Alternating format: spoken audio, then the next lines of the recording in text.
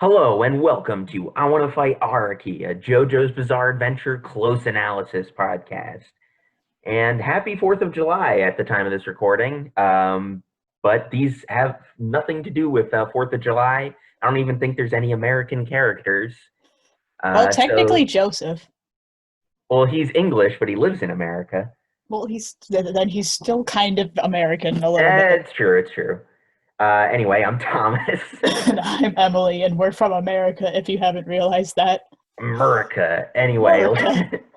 today we are covering We're not Stardust Americans, Crusade. TM. I promise. I We're promise we're not not Americans, Americans. TM. We're not We're Americans. Americans. Please A- no.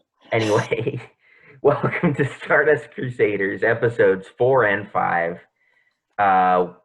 And let's just jump right into the summary. So, as the Crusaders take some time to relax on their way to Egypt, they suddenly notice a giant stag beetle approach them. Avdol quickly deduces that this stand is the Tower of Grey, a stand used by an assassin who covers up assassination targets by killing loads of people in the same area. Jotaro attacks the stand with Star Platinum, but to everyone's shock, Tower of Grey manages to dodge Jotaro's attacks. It then counters by sending an appendage through Star Platinum's hand and nearly into its mouth. Star Platinum only just barely stops it with its teeth, and Jotaro counters and manages to send Tower of Grey away from the Crusaders, only for it to kill an entire row of passengers, removing their tongues and writing out the word massacre on the wall of the plane. Just then, an old man wakes up from his nap and sees the writing on the wall. He begins to panic, but Kakyoin knocks him out, saying that they need to finish the fight before anyone else wakes up and panics. Avdol summons Magician's Red, but Kakyoin points out that if the battle were to get too out of hand, then they would do serious damage to the plane and the passengers. Thus, Kakyoin suggests he face Tower of Grey, given the more covert nature of Hierophant Green. Hierophant Green unleashes volley after volley of emerald splashes, but Tower of Grey dodges all of them. Tower of Grey manages to land a strike on Hierophant Green, but just as it is about to finish the job, Hierophant Green's wires appear from all around the plane to hold the enemy stand in place.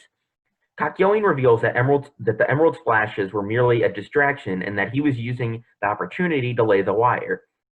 Kakyoin rips Tower of Grey to pieces, and the old man Kakyoin knocked out earlier explodes with blood, revealing him as the stand user.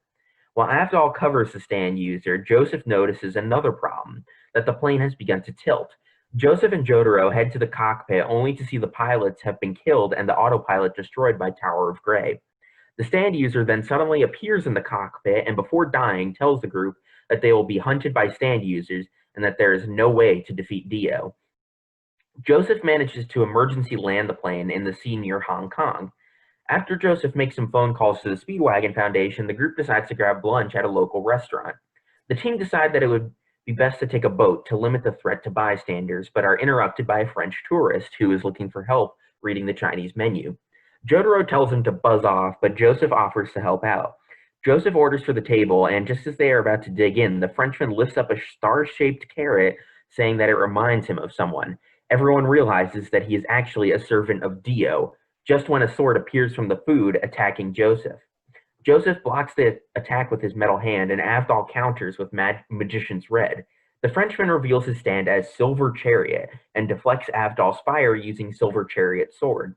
The deflected fire forms a clock on a nearby table where Silver Chariot's user says that Avdol will be killed once the clock hits 12. Avdol asks for the man's name, and the swordsman says that he is Jean-Pierre Polnareff. Avdol immediately destroys the makeshift clock, saying that the mysterious swordsman has no chance of beating Avdol, as Avdol can control the direction and spread of his fire, while embers rain down from the sky. Polnareff, in response, displays his abilities, using Silver Chariot's sword to alternately pierce coins and Avdol's fire. Polnareff says that Silver Chariot's sword is sharp to the point where it can cut nothingness itself. However, Polnareff believes in a fair fight and leads the group outside where Avdol is free to let his fire use as much space as necessary. The group ends up at the famous Tiger Balm Garden. Polnareff begins the battle by slashing furiously at Magician's Red while Avdol's stand deftly dodges. An opening presents itself and Magician's Red launches fireballs at Silver Chariot, which it deflects, transforming a nearby bird statue into one of Magician's Red to mock Avdol. Avdol decides to use his ultimate attack, the Crossfire Hurricane, as Joseph warns Jotaro and Kakyoin to find cover. Avdol unleashes his flaming Ankh, only for Polnareff to deflect the attack, causing Avdol to catch fire. In one last-ditch effort, Magician's Red lunges at Silver Chariot, but when Polnareff slashes it, it is revealed to be the statue which Avdol manipulated using his flames. The fire from the statue transfers to Polnareff and his stand as Avdol walks away. The group lets their guard down, but just as they do so, the Silver Chariot's armor explodes and Polnareff's body begins floating in the air.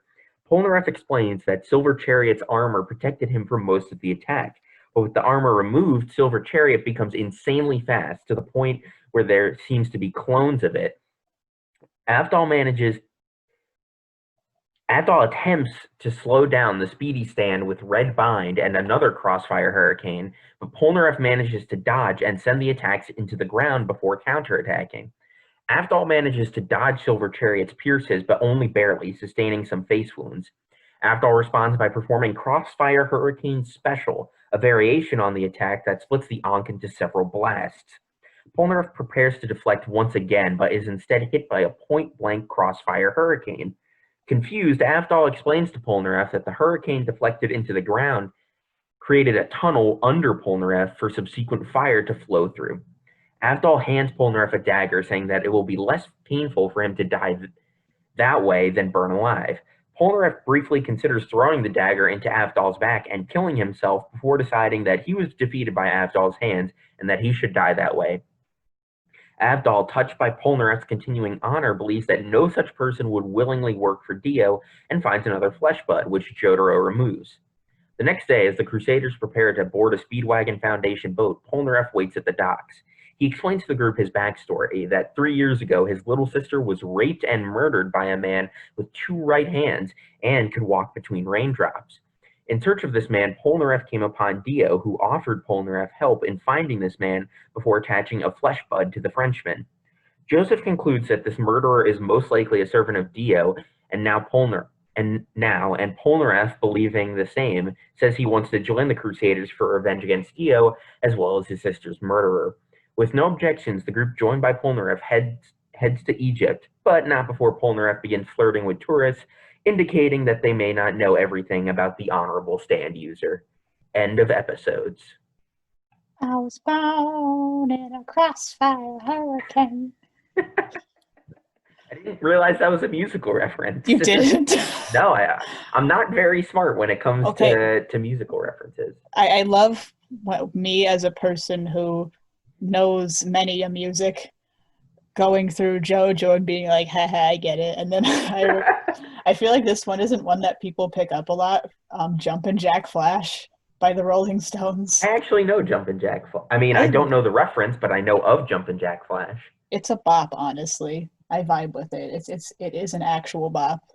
And then there was also like a movie made based after the song starring Whoopi Goldberg, and it was about she played a woman who worked at a bank, and she accidentally made contact with a British spy who was stuck in Eastern Europe in the 80s, and the entire movie is her trying to help him out remotely. Oh, have I never heard of this movie before? No, I love it. It's literally one of my favorite movies. It's not even very good, but I love it. Actually, it might be good. I don't know. But like, I've seen it so many times, and I just like, I don't know why I like it so much. And it was based on the song. And of course they use it because like the spy's like code name was Jumpin' Jack Flash, and it was just like I don't know quite how to segue out of that, so okay. Why don't we just start by going over the... I have a start, or do you have a start? Or I was just going to start by sort of continuing the idea we had last episode, which is to briefly expand upon the the tarot meanings. Yes, very good. So the first one we have is the Tower, for Tower of Grey. And it's worth noting that they do sort of explain the meanings in the episodes, but there's a little bit more to add with these. My boy Thomas over here is going to give you a better explanation.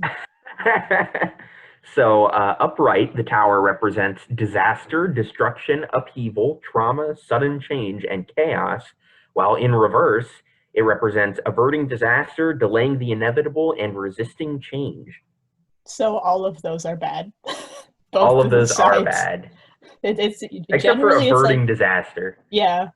The tarot, it's like usually I've noticed as someone who doesn't know much about it, but like after watching JoJo and sort of being forced to learn about it, which is not a bad thing. It's usually like one of the sides is generally positive things and the other side is negative things, and this one's just like entirely negative things for the most part on Yeah, both I mean, sides. I'm sure more of an expert on tarot could, point to some other examples, but at least me, and like this is the only other time I'll probably bring up Persona for a little while. Do it. But Persona, like whoever has the tower persona in the plot is usually the bad guy. So like Guido in Persona 1, Hitler in Innocent Sin, Nyarlathotep in Eternal Punishment, and the serial killer in Persona 4 all have tower personas. Well, in the case of Nyarlathotep, he is a persona. He's not a person with a persona, but that sort of explains things. I really gotta play Persona. I'm very impressed that you didn't like say something when I said that Hitler was the bad guy of You know, Persona 2 Innocent Sin. I very much questioned it, but I didn't want to interrupt you. I was like, Um, huh, okay. I'm just gonna yeah, go with it. I mean, like, he was also in like one of the Full Metal Alchemist movies for some reason. it's true. Yeah, so I think obviously like the main ones are explained in the episodes.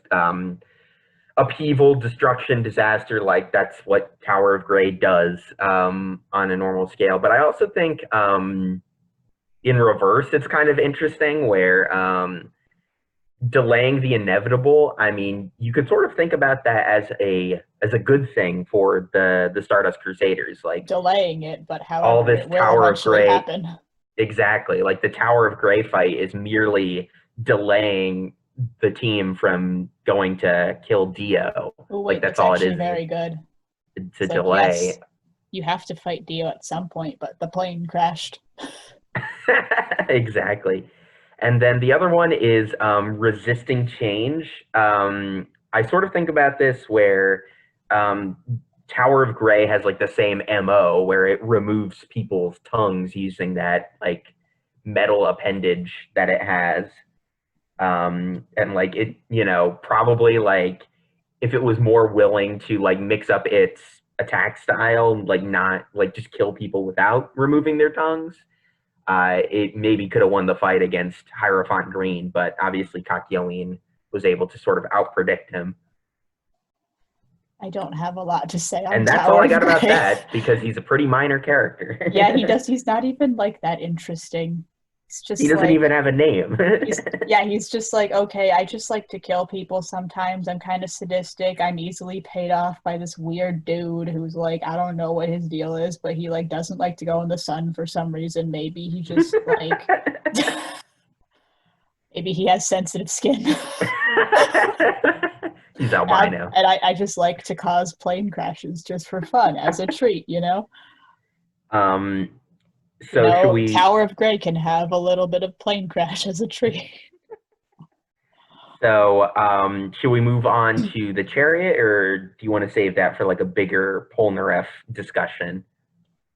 That's a very special discussion, but like we could totally do that right now. Okay. So the chariot, This is very special.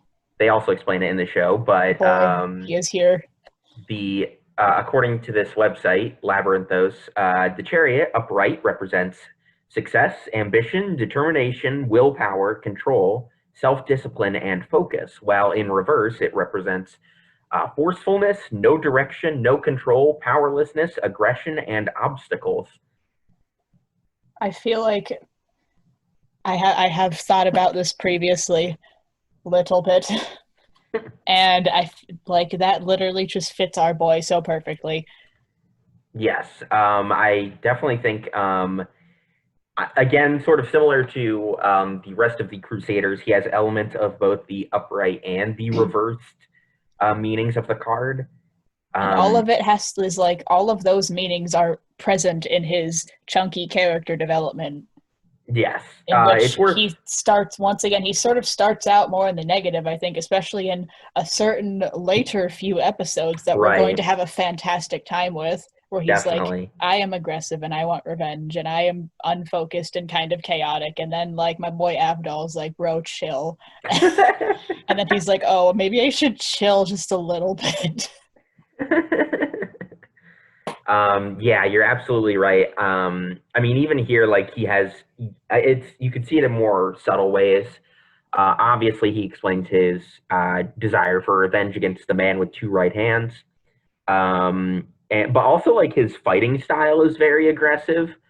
I mean, even when Silver Chariot has the armor, he's still like going after Avdol like very quickly and without remorse. And then obviously without the armor, it's very much a representation of like his sort of blind aggression, where like he is so focused and he has like he's so practiced and focused with his Silver Chariot ability, but he's also very aggressive. And Silver Chariot de-armored is representative of that because it's so fast, it's so powerful, but it's also extremely vulnerable. Like any single attack would probably take it down. Um, so nice incorporation of the tarot with the stand with Polnareff as a person. Uh, you did good, Araki, for now. Okay, we can all settle one thing right here, and that I feel like a collective favorite character amongst us two and amongst everyone who watches JoJo is our boy Polnareff for good Hmm. reason. I think And Polnareff is without a doubt the best JoBro and one of the best characters in the whole franchise. definitely the best in Stardust Crusaders. Definitely like one of the best in the entire franchise. Hmm. He is simply very good. Yes. Very enjoyable, very fun, and And very well written. we are at the tip of this Polnareff iceberg, I which wish I it could looks like go. his hair upside down. I wish I could go off right now, but like I'll get to go off in later episodes, and I will have a great time. But I do have a couple of notes written here. My notes. I hear this is the biggest section. I've started organizing them. This is like the millionth time I've said that, but I'm going to say it again. Take a shot. By the way, it's worth noting that from last episode, we have made more rules for the I Want to Fight Araki drinking game. Wait, you should totally read off the rules right now. Once we get a big stack of rules, Okay. we'll post them. We'll get a big stack of rules. It'll be great. We have like 5 or 6 of them right now. Okay, so my biggest section titled "The Superior Boy Polnareff," as it should be. Let's see. I need to get serious here. Um, bah. Okay, so the first thing I have written down here is we have started out the the person to fight Polnareff is our boy Avdol, right? Hmm. And those two bond over the course of this adventure. Pretty much all of Polnareff's character development stems from Avdol in some way, whether it's Avdol trying, like, just telling him to please chill, bro, or else you're Hmm. going to, or else bad things are gonna happen to you. And Polnareff's like, you can't tell me what to do. You're not my dad. And he's just like, but I'm the smart one. So, I have a quote written down here. Avdol at one point said, "Your pride will be your downfall." And a hot minute later, Polnareff said, "I assure you that my pride is well deserved." Like, okay. Hot minute, because he's fired. It's interesting. See, I'm just like, my brain isn't existing today. I'm tired. No, I mean, I sort of, I get what you're saying. I I had a mean, brain last night when I was writing this, but the brain is gone right now. I get what you're saying. I mean, Pullman, like, definitely that's like uh, part of the reason why we like Polnareff so much as a character is that he goes through probably like one of the most fleshed out and well written arcs. And a lot of that starts with here, his introduction, where he is extremely prideful. And, even though Silver Chariot is like not really what you would call like an uber powerful stand. Like there are many stands in this part and in future parts that are probably stronger than Silver Chariot. Um, it's just Polnareff's belief in his own skill and that he's had Silver Chariot for most of his life. That is a result of his pride, and he, doesn't really use it to his fullest quite yet because of his sort of reliance on his skill and his confidence in it. I have developed a greater appreciation for Stardust Crusaders. Once again, I'm just appreciating JoJo more as we do this because I like, as I'm actually like paying attention, I'm like, huh. And it's just interesting to see that like this whole fight was sort of like foreshadowing almost in a way where once again Avdol literally just said your pride will be your downfall, and Polnareff's like, no, it won't. And like Avdol's literally like pretty much reciting what will eventually happen. He is a fortune teller after all. Exactly. I mean, he knows these things, and he's like, I can see what kind of person you be, and I know what's gonna happen. And he's just, too prideful to admit that something bad could possibly happen and all that good stuff. And it pays off in a really great way in one of the last few episodes. Oh yes. Yeah, I mean, I to be honest, I didn't really take a lot of notes about Polnareff just because I know I'm going to be talking about him in more in the coming episodes. So did you have anything else to add on Polnareff? Do I? I do have one thing to say about Silver Chariot, is that I forgot how, when you said Silver Chariot wasn't very strong, I was like, well, yeah, it's not as strong as some of the stands, but like after rewatching this, I'm like, damn, Silver Chariot do be kind of strong though. Like, it is, yeah. It made kebabs with coins and fire on a sword. Like, that's like one thing that I'm like slightly disappointed by is like they don't really use the whole Silver Chariot can like cut anything basically to like its fullest. Yeah, he like cuts fire once, and I'm just like impressed. Yeah, it does literally impossible things, but also just another little thing to add on, just to I guess for me and everyone else to remember for when we get into later discussions about the boy, is when I feel a very important point. I feel like the most important point in this episode, like the most important point of his introduction, was when Avdol set him on fire and gave him a knife to kill himself, but he refuses, saying that he lost the battle fair and square and realized it would, thinks it would be cowardly to just end it right there, and said, I'll accept the pain of burning because I lost. I deserved this. And then like that's sort of, once again, it's the thing that makes Avdol put out the fire. He's like, okay, because before this whole like fight almost seemed like Avdol knew, I guess, that he wasn't really working for DOTM. He was just, I get, the good old flesh buds. And I guess he was just poking around at him, trying to figure out what kind of person he was and trying to find out if he was actually, working for him, and if he, deserved to be saved, and if he deserved to, okay, I'm trying to formulate this as best as I can. It's just not happening. I get what I'm saying. I get what you're saying. Yeah. I think it's very reminiscent. Like, Avdol, as we've seen in the first 3 episodes, like he plays things very close to the chest. He doesn't really like let on his exact feelings about stuff.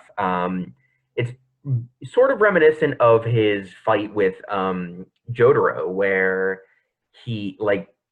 Jotaro thinks that Avdol is trying to like send him to the hospital, when really all Avdol is trying to do in that fight is just get him out of the prison cell. Yeah, and I feel like in this fight, Avdol was just trying to like figure out what kind of person he was, and once that happened, he was like, okay, I'm trying to think of the right word for it, but I just can't. he's like probing, I would say. Yes, well, not. It was like a different thing when um, I get he finds that he has honor, Right. and Like he that's realizes in that moment he's like, okay, this guy is legit. Like he okay, I found it. He has the ability to change and become better. He hmm realized, just like our boy Wamu, who had just always accepted and owned up to his own mistakes. Our boy Polnareff did the same, and Avdol saw this and realized that he had the ability to change and probably would. So hmm to there was no reason to give up on him and let him die there. As Avdol said, it would be a waste to Right. let him die there because he has potential to do something great. And I would like to make a comparison here. We love comparisons. I would like to make a comparison here. This is probably going to go on the thumbnail. Okay, so Polnareff is the Zuko of Stardust Crusaders because one, honor, Honor. honor, and two, character development. Yeah, I see where you're coming And from a little bit. changing and becoming a better, starting out as incredibly aggressive and sort of denying several parts about yourself and learning more about yourself through a wise dude who I'm guessing Avdol probably likes tea. I mean, he was really vibing with the tea ceremony. Avdol is Iroh. I'm calling. I'm making up. I actually really love this comparison. They have a It, similar vibe together because he's just very chill, and they have a similar relationship where one of them is sort of trying to make the other one change, but in a very low key way. It's like, I'm not going to force you to do it, but I want to push you a little bit, or like I want to turn you in the right direction, and you can choose whether to walk in that direction or not, basically. They have hmm that same sort of vibe as Iroh and Zuko do. I think what's really interesting is I, I I mean, obviously, like your comparison isn't like exactly one to one. Like certainly Polnareff is like a good guy for longer than Oh Zuko yes, is. most certainly, but it just has Um, that similar dynamic. yeah, no, yeah, you're absolutely right. I don't want to take anything away from that. But I think what's interesting is like the way sort of because I mean, we might criticize this more later on, but I think the problem with Avdol is that he doesn't really have a character arc so much. Which is Um, sad because now that I'm like watching this, I'm like, wait, he's actually very likable. And apparently, like, a lot of people didn't like him when Araki was writing it. I'm like, why? right. He's just more, it's like, I feel like it's the same reason why people don't like Giorno as much, because they're just like, the only reason is just because they're subtle. They're just not like loud and obnoxious. He's just very chill, but he's actually like incredibly interesting in a very low key sort of way that you only seem to realize once you actually do a close analysis podcast on it. Hey. But I think what's interesting about Avdol is that, like, even though Avdol himself doesn't really have a character arc, he sort of contributes to everyone else's character arc. In, Just like Iroh. Well, actually, Iroh does have a character arc. but yeah, he's Iroh's the like best. he's a support. He's like the support of the team, and especially that shines through with Polnareff. And if you're done with Polnareff, I actually have a few things to talk about with Avdol. Speaking of Please like do. his subtlety, so I think the way Avdol kind of fights is very interesting. I think it sort of shows some of what his character is like, where like we mentioned earlier, he plays things very close to the chest. He's almost like sneaky in a way, even though Magician's Red is this like big, bombastic, like totally ripped Phoenix person, and like obviously fire is like an extremely powerful element to control. But he's like very sneaky about it, and I think it's sort of not what you expect his character to be based on the first three episodes, where he's like he's, like we mentioned, he's the support guy. He's got Joseph's back. He's watching out for him. He's watching out for the team. Um, he almost a borderline fatherly role to the team. But and like you sort of have an expectation where he's going to be like fighting like Polnareff, like honorably and stuff like that. But he's sort of tricky in a lot of ways. And I think that's sort of interesting. But at the same time, he also has a similarity to Polnareff where he kind of lets his aggression go a little bit. Like I, you know, the idea that Crossfire Hurricane is so powerful that like Joseph tells Jotaro and Kakyoin to like take cover, like the fact that he just is willing to let loose that much, it sort of reflects that he has the aggression of Polnareff, but the difference is that Polnareff has discipline from like just his style of combat and the way Silver Chariot fights compared to Magician's Red, which does require focus to control the fire, but fire, in real life is very hard to control. It spreads, it like just does its own thing. And I think that it's just like a little subtle element of Avdol's character that sort of makes me appreciate him a little bit more. I appreciate Avdol so much after doing a good old analysis. Mm-hmm. Y'all should try analyzing JoJo. I think you'll like it. I don't really have any more to say about that other than another tiny bit on Polnareff that I forgot. Yeah. What's your thing about Polnareff? So my man over here, he really do be like chivalry and whatnot. Like he's literally, his whole goal is to, I guess, sort of regain his sister's honor. I'm not sure if that's the best way to put it, or just, like, because she was very much, raped and murdered, and he's Right. like, I have to kill this guy because he literally raped and murdered my sister. Yeah. And of course, there's that whole thing, and something interesting I noticed. Also, his sister's a reference to a Steve Perry song. I did not know that, but all right. Sherry. Oh, Sherry. That is the song. What a random fact to bring up. Random fact. I mean, it's interesting, though. It's interesting. I've noticed something in Stardust Crusaders is that, once they introduce a character and they establish, our boy Araki tries to establish several things about the character. I've noticed that in Stardust Crusaders especially, which is why I've started to like it a lot more actually, is he actually establishes like the entire like character arc of all of the characters before the arc even happens. Mm-hmm. Which I really love. Like in the first episode they're introduced, especially mostly with Jotaro and Polnareff. The rest of them, like, was eh. Yeah. But just mostly just with those two, because they were the only two that actually had some sort of an arc. Everyone had like a little bit of something, but those two were the only ones that had noticeable, like kind of obvious ones, especially Polnareff. And both of them went through a tiny bit of that development in the first episodes that they were introduced, only to like go through it on an even wider scale towards the end. And I noticed one of the ways they establish the characters is how they interact with random women on the streets. It's true. It really is, because you had one, Jotaro's mom, and then you had, more importantly, the high school girls that were swooning over him, and then he's just like, shut up, you're annoying. Right.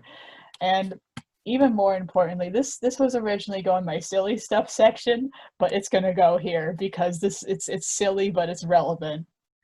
That scene with the flight attendants, right? Where they're trying to, the plane's all weird, so they're trying to get into the cockpit, and there's these two flight attendants, And Jotaro goes in and just like pushes him away and says, "Move it, bitch."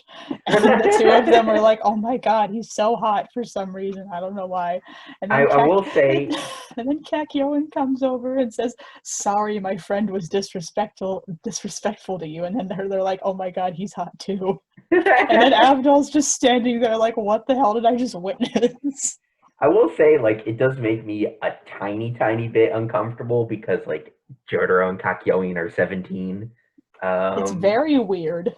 Yeah, but they're 17, but, like, they are built and have the height of, like, you know, in his prime Arnold Schwarzenegger. Like, And then you got like, this is why, so we all know we have several characters in Stardust Crusaders that are, you know, the kings of respecting women, but like the true king of respecting women is Avdol. You got him over here, he's not doing anything dumb. He's just like watching these two other idiots do that, and he's just like, "What are you guys doing?" He just looks confused, like, guys, why? there's a plane crashing. Guys, there's a plane crashing, stop doing this, guys. And then later on in that episode with Mariah, he's just like, "Joseph is making me do bad things. I don't want to do this. I promise I'm not a bad person. It's just this idiot is making me do these things." He actually respects women. He does, yeah. The others, I don't know. Joseph, definitely not. Whole horse, who knows? But now, Polnareff, though. Yeah, something I just thought of actually. Yeah, Polnareff, he flip flops. They introduce, that's where I was going. Like they always have like a part of the character introductions be how they interact with like it's never women that they know. It's random ones just on the street where these guys are going up to Jotaro like, "Hey, can you take our picture by the ocean?" And he's like, "No." And Polnareff's like, "I'll do it." And he's just like, "All right, pose." Just taking a bunch of different pictures and complimenting them. I'm just like, "Okay, sir." So I have two things, one related, one not related. My related thing is like, you could sort of almost like tie that into the great toxic masculinity theory. The great theory. Because, I mean, introducing all the characters in how they interact with women is you better actually write all this stuff down for the big video. Honestly, yeah, I should. But like framing all the characters with how they interact with women, I think is sort of fascinating in that, like Jotaro, like he calls everyone a bitch. He calls every woman a bitch. And Polnareff, he sort of like sexualizes women in a way, where, I mean, obviously Polnareff, they go for a lot of like a knight motif. Avdol talks about how he's chivalrous and all that. And sort of part of that lore, for lack of a better word, is like the damsel in distress. And he's all about like praising women, but like he does sort of like sexualize them in a way. Like he takes pictures of their legs when they're at the docks. These two random women. And like Kakyoin is like similarly indifferent in the way that like Jotaro is indifferent to women, but Kakyoin is like a little bit more respectful in that he is he's not vocal about his indifference, shall we say. And then Joseph kind of speaks for himself. Again, bigoted old man, but he's our bigoted old man. And then Avdol's like, "I actually respect people." Yeah, and Avdol is like, doesn't really care all that much. He's mostly in it for like, helping out the Joestars. Polnareff be like, "Tips for Dora, m'lady." Exactly. He really does fit into the whole knight thing very well, because once again, like, sexualizing the women, but also treating them as if they are defenseless and innocent. Yes. I mean, like Polnareff's a good guy, like, he don't is a get good us guy. wrong. We love him. He's literally one of my favorites. We love him. It's just sort of interesting, like, we all see these characters at the start of their arcs by framing them how they interact with women. And then at the end of their arcs, maybe we could like reanalyze that if it comes up But We should do that. I feel like it's going to come up. so the other thing I have that's unrelated to all that, which I just said, is this is sort of, one of the critiques I had about the first time I watched Stardust Crusaders is, again, Kakyoin is sort of a character that gets like shafted. Like, he doesn't really have an arc. He's just kind of there. He's pretty forgettable, except for the cherry fucking scene, Jeez. which is not even him, but we'll get to that. He and so, but I think what's interesting again is another subtle way that the stands are representative of the character arcs, where like Jotaro and Avdol, both like strong dudes, confident in their abilities to fight Tower of Grey, and Kakyoin is like, look, let me take this guy out, but like in a more subtle way. And that sort of, again, we're not going to get clarification on this until the last few episodes, but this sort of plays into Kakyoin's character arc, where he feels as though he is, a lot of his, and again, I'm skipping very much ahead here, but he sort of feels socially isolated in a way, and that he always kind of hides in the shadows. And the way he defeats Tower of Grey is by hiding Hierophant Green's wires in the shadows and like little hidden crevices of the plane. Like, that's how he operates in terms of not just who he is as a person, but his combat abilities. And of course, we sort of established that stands are a reflection of their users. And this is just like a little baby teaspoon of Kakyoin's character in how his stand operates. I do indeed vibe with that. I still must say that might change though, but like Kakyoin is like the probably my least favorite out of the squad. I would Just it's either Kakyoin or Avdol, although I have again, developed recently in these literally past 2 weeks, I have discovered that I actually quite enjoy Avdol. He doesn't get like a lot of development, and he's once again certainly not the strongest character at all by any means, but he's definitely more interesting to me than Kakyoin is. I mean, I think both a strength and a problem one could argue with Stardust Crusaders as a whole is that everyone's got their moments, but some characters have more moments than others. Oh yeah. It's a lot of the characters are lacking, and it could like the plot isn't the best, but and that's not the reason that I actually don't I still enjoy watching Stardust Crusaders for the third time this year, and the reason is not the plot. I don't even care about the plot because we've established it's kind of dumb and it doesn't make a lot of sense. But the characters are the reason why why it's enjoyable, and watching them interact with each other, because you just got there's 5 of them, right? Yes. Okay, I'm just saying, what's a number?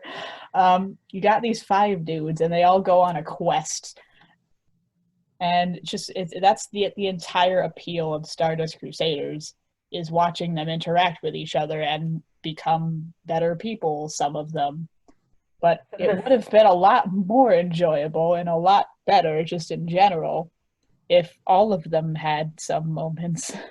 I've said this, I think once on the podcast, but several times in real life, that Stardust Crusaders is primarily defined by its formula. It's enemy stand user of the week, and a lot of the positive moments, or not necessarily the positive moments, but the moments in the series in this season that are the best and resonate is when it's like, all the character quirks of the characters, and it's just them interacting.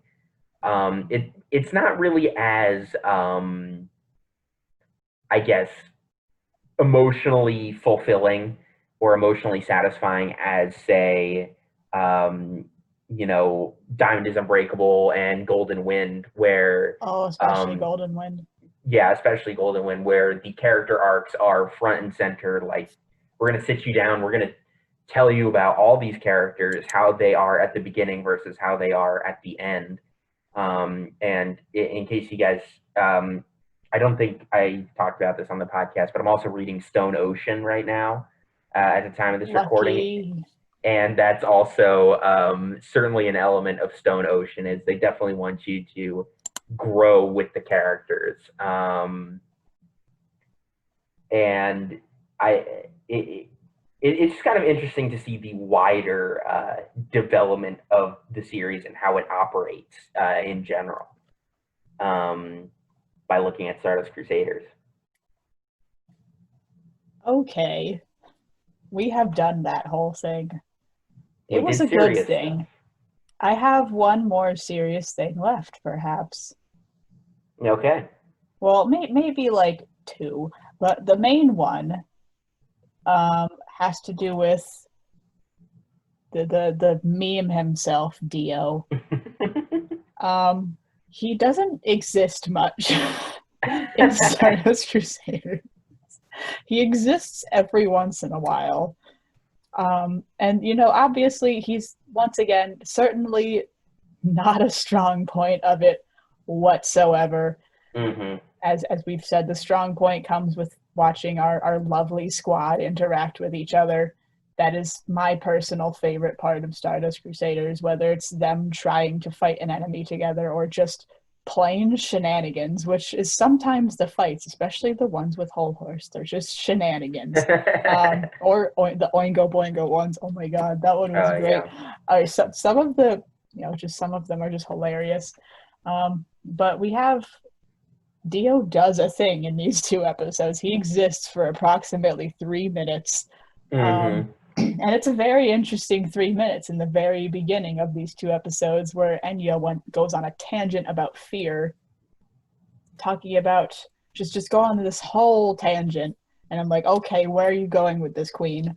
And, and she's talking about all the different kinds of fear, like the reasons why someone will be afraid, and especially what you will do once you experience fear. Like, how will you react to feeling afraid? And she's like, yes, some, you know, fight or flight. Some people run away. Some people, you know, stay and fight against whatever makes them afraid. And at the end of the tangent, she says that when someone sees Dio, they don't get those two reactions. They feel fear, they are afraid, except they don't want to fight or run away. They feel joy, freaking masochists. I don't know what to say about that, but other than that it happened and that it was interesting. Well, I think I might know what to say about it. Please say something about it. So I think, so I'm definitely with you that I think Dio is, as the villain, is pretty weak sauce. I mean, he's definitely a low point. Yeah, he's not the worst villain I've ever seen in any series ever, but you know what? He's just probably so, part 3 Dio is my, so far from what I have consumed of JoJo, is my least favorite of the villains. And I think part of the reason why, as you touched on, Emily, is that he doesn't show up, that he's very like amorphous. He just kind of, you know, sits on his throne room, waxes poetic, murders / has sex with a bunch of women. But recruits a bunch of weirdos to go kill some people for him. Exactly. And I think the intention behind that is that they're really trying to up this idea that Dio is some sort of, you know, I mean, he was a supernatural being before, but now he's like some sort of beyond supernatural being, like he's a god. Perhaps, maybe that's what his name means. Oh my god, we Exactly. totally didn't discuss that before. All the way back in part 1. But yeah, the idea that Dio is a god and that he, like, you know, like, you feel fear and you respond in joy, like that is like a totally unknown thing. It's because he's a god. That's what it is. He is, it's masochism. He like knows everything because he has access to Jonathan's stand. Like, that makes him a god. He just like waits in the shadows, is slowly orchestrating, you know, the fight between his stand users and the Crusaders. Like, that's him as a god. And I think a consequence of that is like, this is Araki showing us like, hey, these are all the reasons why Dio has, like, the supernatural charisma. That's another one. these are all the reasons like why Dio, you should think of Dio in this scenario as like a supernatural force. But that's sort of because we don't get to see like Dio as Dio, like what he personally thinks of a lot of situations. We just sort of see him as like quote unquote all knowing, all seeing. That sort of makes her a bland type of antagonist. I think another thing, and this is the last thing I'll say is the fact that like Dio is like way less shouty than he was in Phantom Blood. I mean, he's extremely vocal, like full throated, like shouting and the way he talks. And in this, he's like very relaxed, like he's gonna chill out, But in the end fight, though, Yeah, in the end that's my fight, he like favorite breaks thing. down. It's just there's Um, so much dissonance between Dio through most of the Stardust Crusaders and Dio in the last fight. He's a completely different person. It's just and I do sort of feel like that's intentional. yeah, I feel like that's actually not an instance of bad writing because one, he's already been established to be like that, and it was established in part one that sometimes he let his emotions take over him a little bit too much, and he mhm. wasn't a fan of that. And during those 100 years of vibing with the fishes, he sort of figured out how to control it a little bit, but then Jotaro pissed him off a little bit too much, and then he started reeing and yelling and being himself and just Exactly. Yeah, being but angry, and then he lost because we'll get to because that once reasons. we'll get to that once we cover the final fight. But yeah, I mean that's all I have to say on the Dio point. I kind of feel like I stole your thunder there a little It is bit. fine because once again, I wrote it down, but my brain does not exist tonight. It existed last night, but it just decided to go away. So I have a hot more couple of things to say, just very random points. Um, I have something about the art and the dub because I am switching back and forth between the sub and the dub. Now the sub is great, that's just how it is. There's no debating that. But I remember when I first watched the dub, I didn't quite vibe with it, but I continued and watched the whole thing anyways, and it was kind of awkward at first, especially with the auras. But Yeah. but but you know, it got a lot less awkward later on as he got better at doing the auras, and it seemed a lot more, real. By real, I mean like it sounded more like it was supposed Sounded to. like it fit. Yeah. It fit, but like there is one thing I did notice is that all the voices they picked for them like are kind of spot on. Like they fit very well, especially Polnareff. It's Hmm. just like he has like his voice in the English dub has the exact vibe. It fits the vibe so perfectly. It's just good. Yeah, I think I've watched a little bit of the dub, and I do feel like a lot of it is spot on. I really like the guy who plays Joseph Oh in the yes, dub, definitely. Like and a lot of the main cast is very spot on. There was like one voice that I like wasn't a fan of, and it was Horse. I was mm, like, wait a minute. They made him sound like this like badass in a Western movie, but like all I remember him being was like just kind of a shitlord who was kind of a coward. And that he sounded like that in the sub, so it's like it fit, but like in the dub it didn't fit, and that was about it. But we're not talking about Whole Horse. Why am I talking about Whole Horse now? He's not even present in the series yet. because he just has that He just has, he's natural like, charisma. he does. And he's surprisingly like a more impactful villain than Dio is in this. He's there more. And he's funny. I And just I always like to say the name of like the actors that we bring up. The guy who plays please Polnareff do. is a guy named Doug Erholtz, who really has not done that much of note, which is interesting. He worked on the Berserk movies. The Berserk, wait, who did he play in the Berserk movie? I don't know. I I can need find to out if you give know me a because second. I've seen like the first two Berserk movies, but not the third one. I like Um, Berserk. It's good. I am trying to read the manga. Get it at library. Library doesn't exist anymore because of circumstances. um, I I will find out at some other point. I'll Find let out you at know. some other point. But yeah. So Doug Erholtz as Polnareff.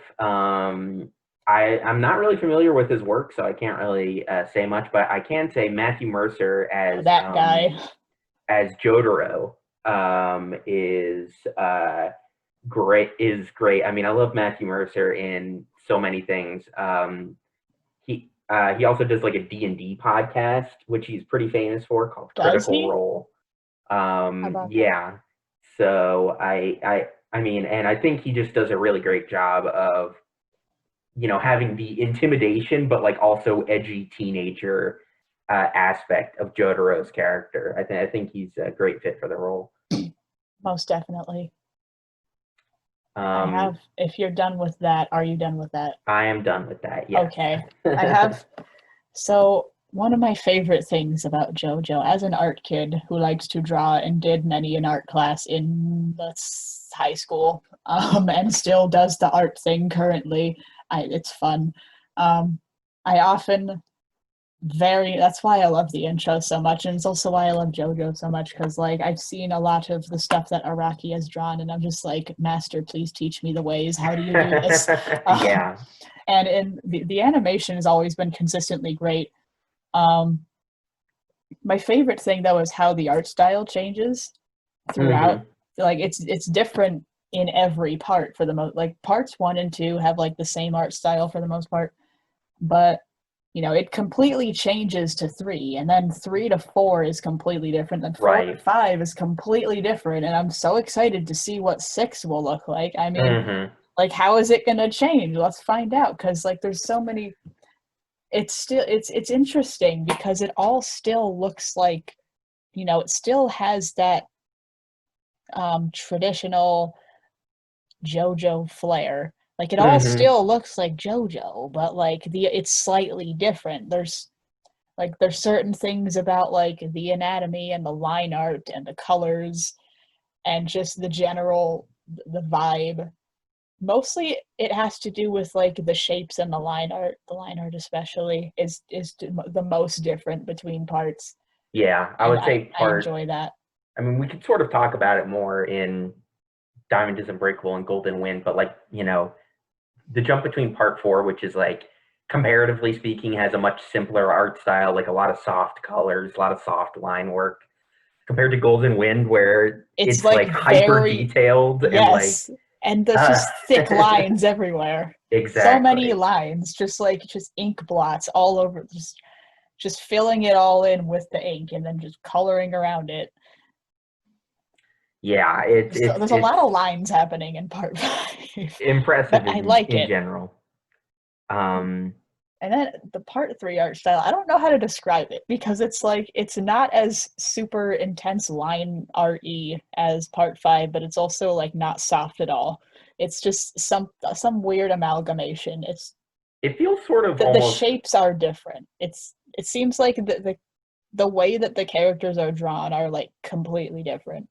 what it kind of reminds me of is a lot of like American 90s comic books, where like a lot Yeah. of that era was defined by like um incredibly exaggerated anatomy. Yeah, that's the thing about part 3. It's more exaggerated than the rest of the parts, even part 1 and 2. hmm but It's yeah, just everyone is just super ripped, and those who aren't super ripped are women with like spines that you could snap with a subtle breeze.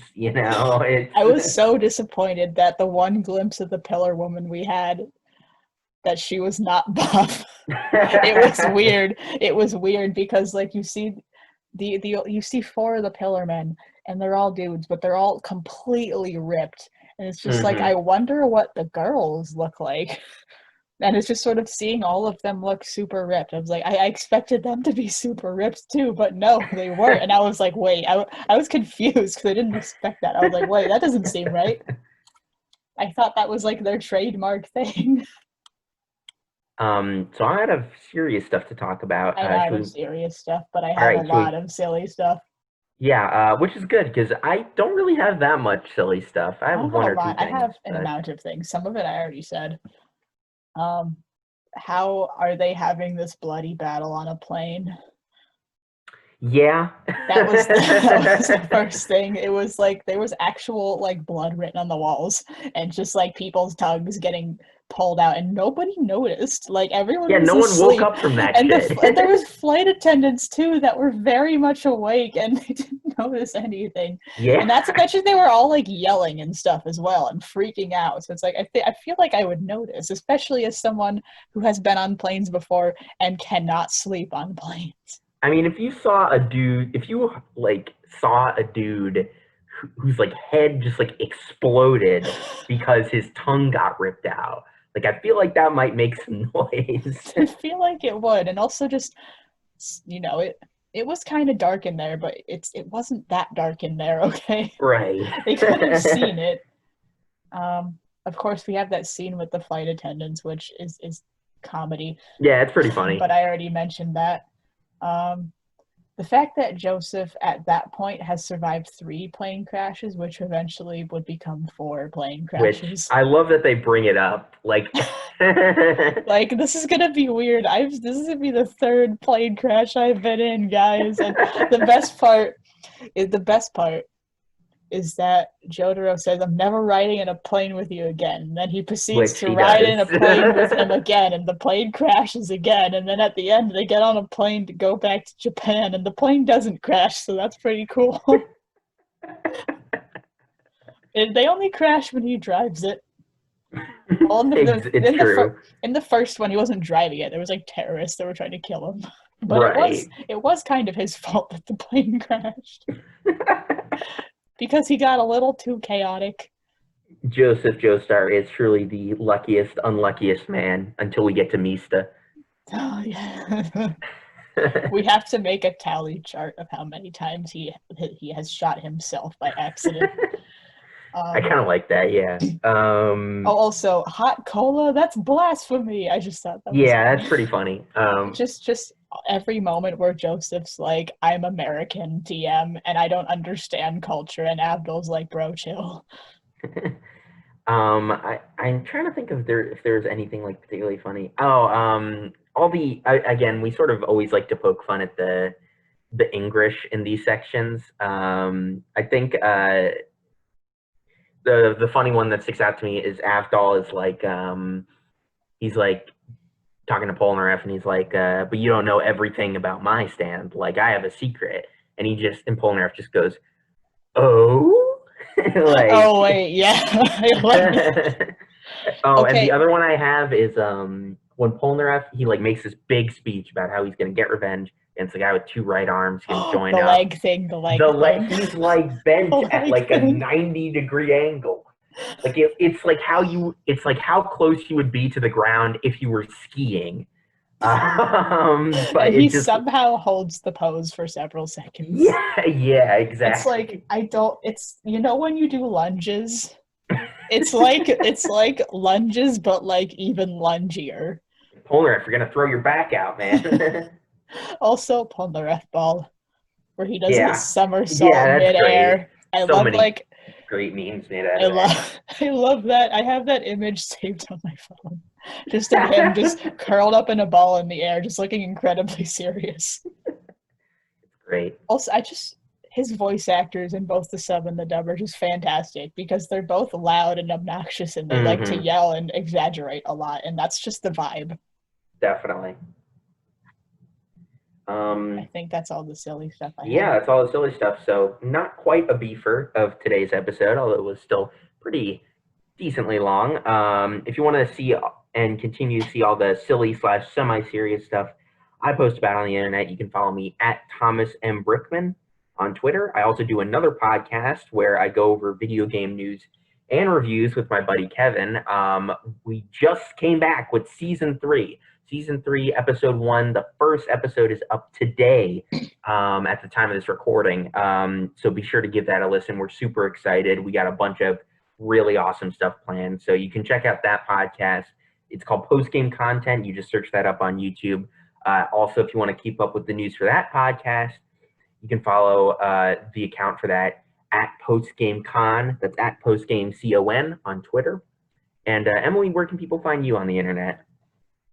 Twitterland at Emily Vinkles. I post things. Some of them are reviews of weeb things because I'm a weeb, if you haven't caught on already.